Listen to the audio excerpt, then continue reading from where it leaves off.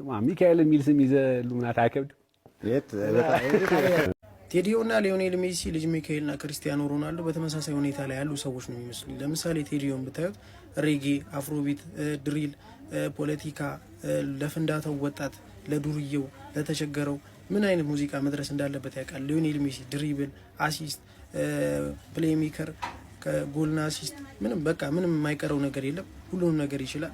ከዛ ልጅ ሚካኤል ጋር ስንሄድ ልጅ ሚካኤል ኢጎ አለበት፣ ክርስቲያኖ ሮናልዶ ኢጎ አለበት።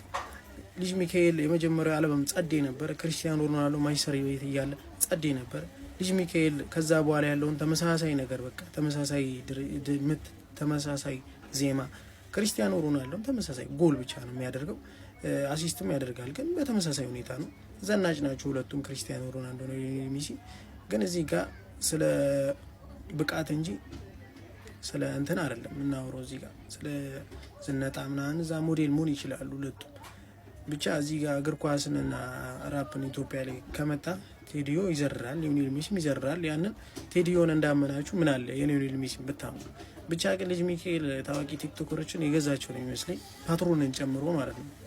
እንዳለ ታዋቂ ቲክቶከሮችን ካያችኋቸው እዛ እንትኑ ላይ አልበሙ ምርቃት ላይ የተገኙት ምናምን ታዋቂ ሰዎች ወይም ታዋቂ ቲክቶከሮች ፓትሮንን ጨምሮ ለልጅ ሚካኤል ያደላሉ ያልኩበት ምክንያት አለኝ።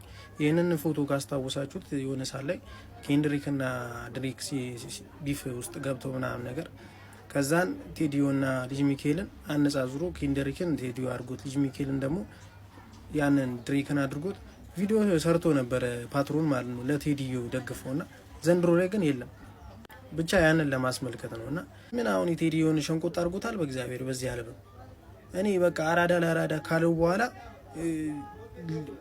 ሊነካው የቻለበት ሙዚቃ እስካሁን አልታወቀኝም። ብቻ ግን በተመሳሳይ ሁኔታ ያሉ ሰዎች ናቸው የሚመስሉኝ ሊዮኔል ሜሲ እና ቴዲዮ፣ ልጅ ሚካኤልና ክርስቲያኖ ሮናልዶ። እንደ ሀሳብ ነው፣ ሀሳብ ደግሞ አይጣልም። ኮመንት ላይ መስደብ ትችላላችሁ። ሀሳብ አስተያየት ስጡ።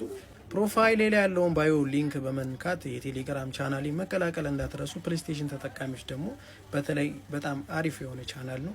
የእግር ኳስ ታሪክም የሚፖስትበት ቻናል አለ። ግሩም ኳስና ግሩም ጌሚንግ የሚለውን ተቀላቀሉ፣ ይጠቅማችኋል። ይመቻችሁ።